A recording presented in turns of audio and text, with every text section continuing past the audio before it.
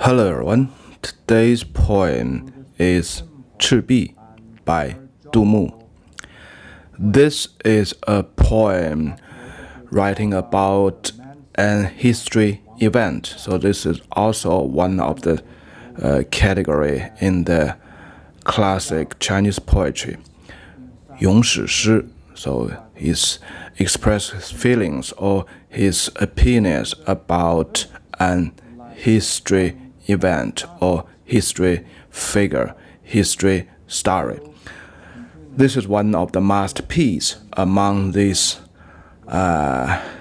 咏史诗 by 杜牧. And also this poem also is one of the best examples to represent the 杜牧's personal characters. As we have repeated many times, his poems could be categorized in two big categories. One is 豪迈, the bold and generous. The other type of his poem is erotic. 杜牧 has been to the most famous battlefield, 赤壁.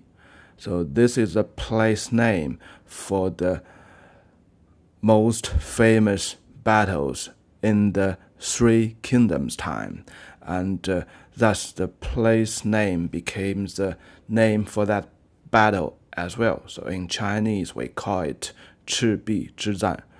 The stories, the peoples in the Three Kingdoms time is so popular among Chinese because almost every Chinese would read a novel, so-called 三国演义. That story, that novel, was based on all the history facts and history figures of the Three Kingdoms time. So this battle and the story associated is very familiar with almost every Chinese. In 杜牧's time, the novel was not written yet this period of time is so famous, and the stories is so famous among the educated person.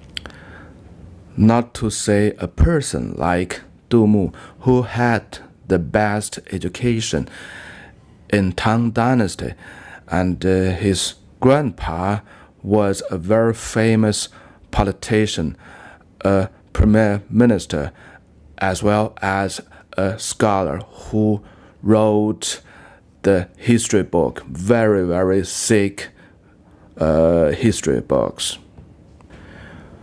杜牧 was perfectly aware of this advantage of his family, of himself. Yet, when we look at this very famous poem about review opinion on the history stories, it's by the first glance, it's hardly to imagine this person is with such a knowledge and such an understanding to the history. Okay, let's see. 赤壁，杜牧。折戟沉沙，铁未销。自将磨洗认前朝。东风不与周郎便，铜雀春深锁二乔. The first glance is just like a very easy and simple poem by a normal person. So when I set my foot at this battlefield in the hundreds years ago in the Three Kingdoms time, the brought weapon was still in the sand, the iron, the metal still not faded away. zhe ji is one of the typical weapon in the ancient China. Zhe ji means the broken weapon. 自将磨洗任前朝. So that's the oral language. So I take up the broken weapon. So I grinned and I washed. Finally, I recognize that's the weapon of the belong to the dynasty before. So, that's the weapon belong to the Three Kingdoms time. So normally, in the ancient time, the weapon was carved with the name. So from the characters, the characteristics of the character, mostly people can recognize the weapon, which dynasty it belonged to or which state it belonged to. So that's a very normal situation when a Chinese pick up some of the relics, the weapons in the very ancient weapons. He will try to wash up and try to figure out which dynasty or what it's from. 东风不与周郎便. The east wind don't make the convenience for Zhou Lang. Zhou Lang is the general of one side in that battle. So basically, that battle was the northern army confront with the two joint army from the southern states. Before the battle started, the northern troops looks overwhelmingly strong, and nobody think the southern troops, even it's joint troops by two states, have the chance to win the victory. Yet the result was such an astonishment for everyone.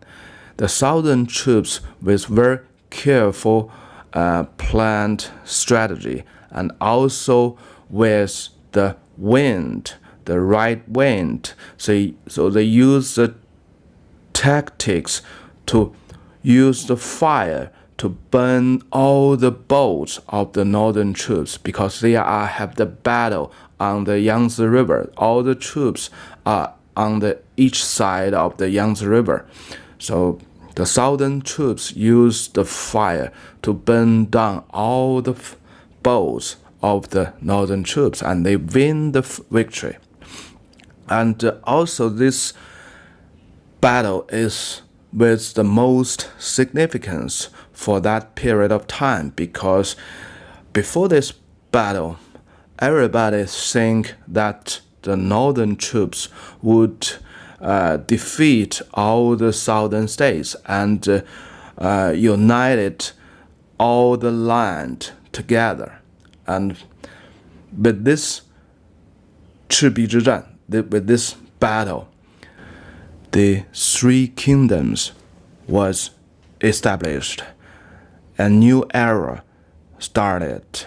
So that's the significance of this battle, not only because they win the victory with much less soldiers, with the help of the wind by the very smart strategy, but also this battle established a new era. Now let's look at back of the poem, the third sentence. 东风不与周郎便.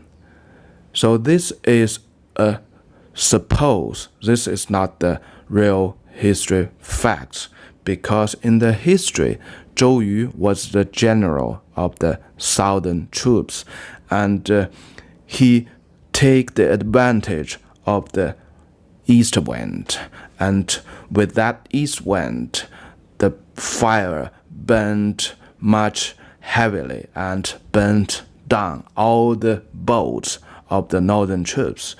So the east wind could be the most important factor, winning factor for the southern troops. So here, it's just supposed by the poet. Suppose if the east wind don't give the convenience to the southern troop general, Zhou Lang, what would happen? So the last sentence is also a guess, a suppose by the poet 杜牧。铜雀春深锁二乔。铜雀 is a palace by the northern generals. So that's a very famous palace. So all the beauties, a lot of beauties was in that palace for the general. So we should start the story from the third sentence. If the east wind don't give the convenience for the south troops, for the southern troops, the northern general Cao Cao, he would lock up two Mrs. Qiao in that palace, in Tongque Palace, and Chunshen is sort of the adjective. It describes that the royal palace is always sort of the very deep, and also it lock up everything, like the name Forbidden City. So anything happened, anyone was in that palace was never known by the outsiders, never known by the normal peoples, and everything, even the message, was locked up in that huge, deep palace. Such a complicated, right? Okay, let me put it easy way for the third and fourth sentence. So the two sentences suppose is a guess that totally contrary to the history facts. So the poet himself said, suppose if the east wind, there's no east wind, and there's no convenience from the heaven for the south troops, for the general who leads the south troops, Zhou Lang. Of course, the south troops would be defeated by the north troops, and with such result, the two girls, Mrs. Qiao, the two Mrs. Qiao is the wife of the general of Zhou Lang, and the other Mrs. Qiao is the wife for the king of the South States. So that means the South States was totally defeated, and the beauties of the South general of the South Kingdom, South King, would be all captured by the North troops, by the North generals, Cao Cao, and the beauties from the South would be finally locked up in the palace in the North States, and also the China would be united as well. So that's the conception that the poet Du Mu made. Before Du Mu, nobody has ever revealed or rewrite the history story like this by his own consumptions. And the final feeling from the last two sentences actually is Du Mu thought the victory could be related somewhat to the most famous generals, Zhou Lang, because he wins such a victory in such an impossible conditions. But in Du Mu's mind, he thinks that the heaven or the east wind is the most important key factor. A second thought about the last two sentences is it shows the pride of Du Mu himself, the poet himself, because he contribute everything or the main factors, the winning factors to the heaven, and he knows it. Even the general of the time, Zhou Lang, he might not know that. So if the heaven gave the chance to the poet Du Mu himself, he might win a much bigger victory. The writing techniques is also unique in this poem. Du Mu created several phrases still popular in today's life with just simple oral life, like 折戟沉沙. So that's also used quite often in today's time. 东风不与周郎便, 铜雀春深锁二乔. So that's also quoted from time to time in today's language, in today's articles. So that's one of the major characters of Du Mu's poem. He created so many idioms of popular phrases till today. The second feature of this poem is it did not follow the rules of duality. So that's the very key and basic rules for classic Chinese poetry. And Du Mu doesn't obey it at all. So that's also quite normal in other poems by Du Mu. The third feature of this poem is that the poet Du Mu associated the unfamiliar history, facts, and stories to the very familiar daily life situations. So the normal people, when we read this poem, is so close to us. Let's take a look at the first sentences. 折戟沉沙铁未销. So that's a travel.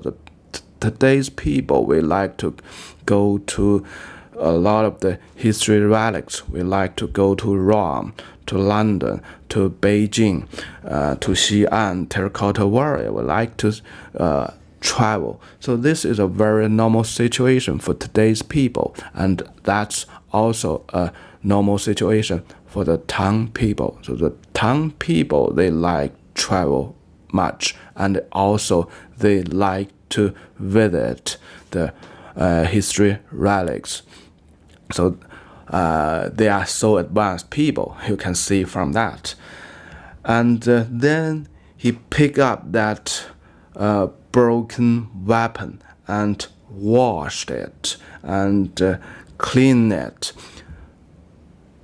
Is that a very familiar situation for you? So that's quite normal life.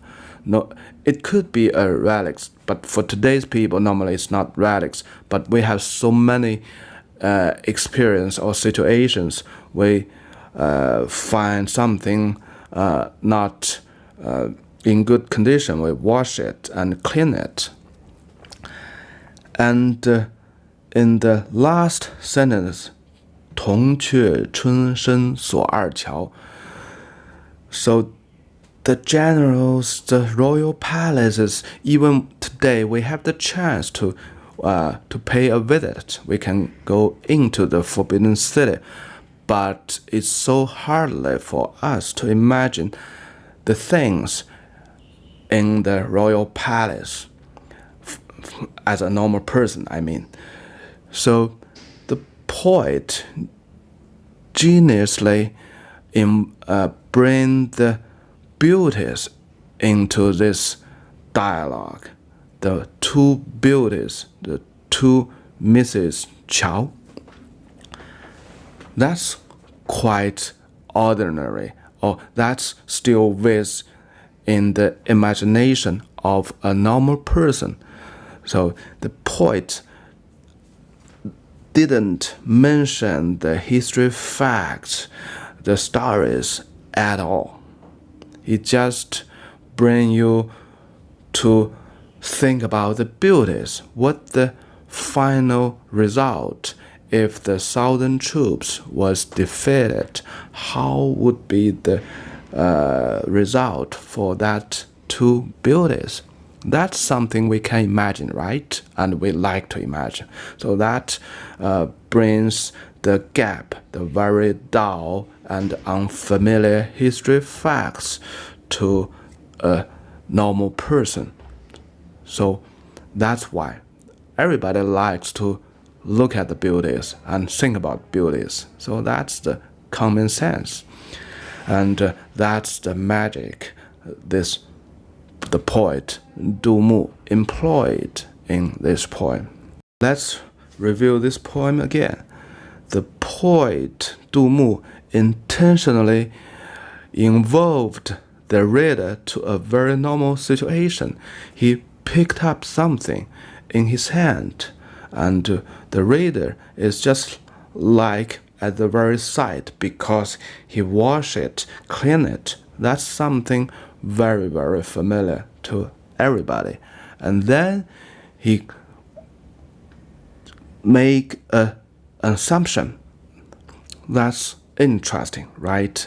And he didn't go to any of the history facts. He just raised another assumption based on the first assumption.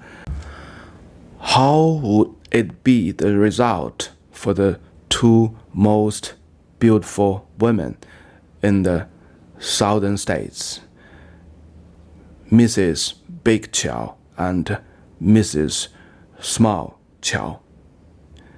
Okay, that's something we like to dream about, and that's the technique that leave a big space for the readers, let the readers to think about, let the readers to dream about the beauties. That's something the normal people like to do. Okay, that's for today, and that's the magic of Du Mu. Bye bye.